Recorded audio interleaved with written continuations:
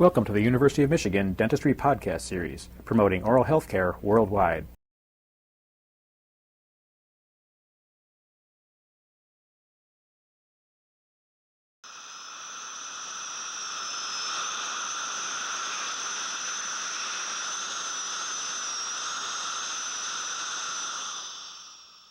Studies have shown that as much as 15% of operating time is lost when a patient must sit up, rinse, and expectorate using the traditional cuspidor without the benefit of a high-velocity evacuation system. The operator must remove isolation materials, rinse the area, and allow the patient to sit up and eliminate the water. After the rinse is completed, isolation must again be established. Compare this technique with a typical rinsing procedure utilizing a chairside dental assistant and a high-velocity evacuation system. Considerably less time is needed for the assistant to rinse and evacuate the patient's mouth. The procedure can continue with little disruption. Attempts have been made to control fluids in the oral cavity using only low-velocity evacuation, such as a saliva ejector. However, this method is somewhat limited in its effectiveness. The saliva ejector removes only liquids and must be completely immersed in the fluid for removal to be accomplished. The saliva ejector is not effective in the removal of solid debris, such as amalgam particles in dental cement, or in extreme posterior areas where fluids accumulate when the patient is supine. On the other hand, when a high-velocity evacuation system is used, the tip does not have to be immersed in the liquid for removal to be accomplished. Debris such as cement and amalgam is easily removed. As a result, high-velocity evacuation systems are more effective and are recommended. There are many types of evacuator tips available in both metal and plastic styles. When selecting an evacuator tip, consideration should be given to the area of the oral cavity being treated.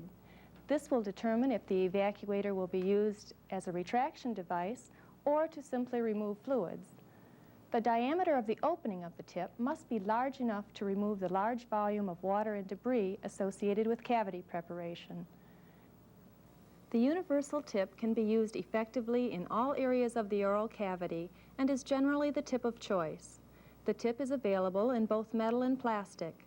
Both may be autoclaved. Effective evacuation is accomplished in anterior as well as posterior areas. The plastic tip is generally preferred since the metal tip is often too cold for patient comfort. Plastic tips are also recommended for use with electrosurgery units for patient safety. The evacuator is held in the assistant's right hand when working with a right-handed operator and left hand when working with a left-handed operator. There are two methods commonly used for holding the evacuator. The thumb-to-nose grasp is preferred when working in posterior areas. The assistant's fingers are spread over a large area of the evacuator, and the thumb points toward the assistant's nose. A finger may be used to turn the suction on, and the thumb is used to turn the suction off. This grasp provides maximum control of the evacuator and facilitates retraction of soft tissue. The modified pen grasp is recommended when using the surgical suction tip, or when maximum retraction of soft tissue is not required. The universal tip is most commonly used because it is adaptable to all areas of the mouth. Let's examine the universal tip and its proper positioning in the oral cavity. The universal tip has an anterior bevel and a posterior bevel. When positioned in the oral cavity, the tip of the evacuator is generally parallel to the buccal or lingual surface of the tooth to maximize airflow into the suction tube. When positioned correctly, the tip should bend toward the assistant's body, thereby keeping the assistant's hand out of the path of the light. When the tip is positioned incorrectly, using the anterior end in a posterior area, the tip bends toward the operator. The assistant's hand now blocks the light and decreases the operator's visibility.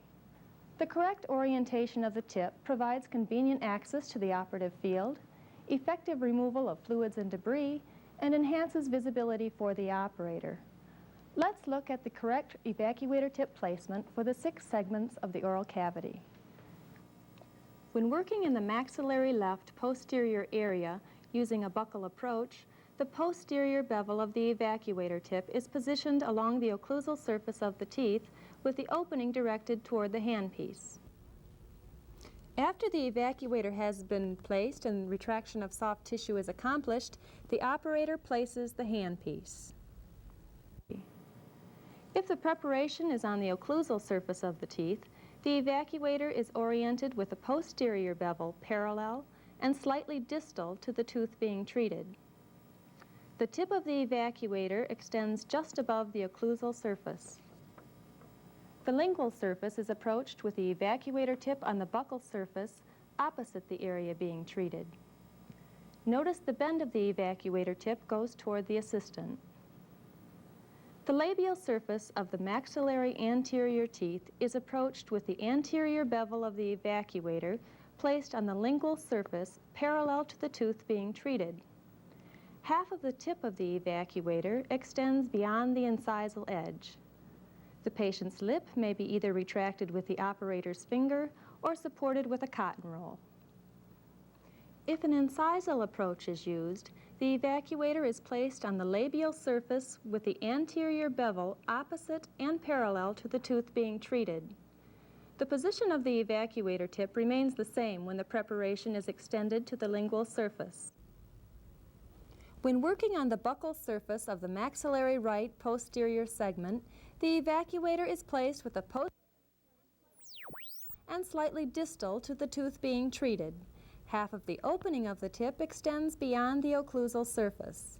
The tip remains in the same relative position when the preparation is on the occlusal surface. However, it isn't necessary for the opening to extend beyond the occlusal table. When treating the lingual surface, the tip is positioned distal and parallel to the preparation.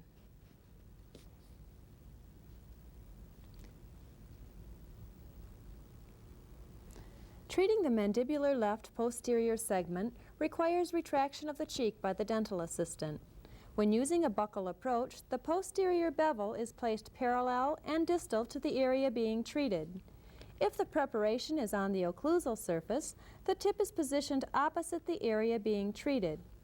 Use of a hygoformic facilitates retraction of the tongue.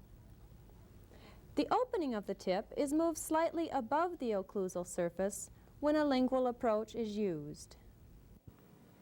The anterior bevel is used when treating the mandibular anterior area.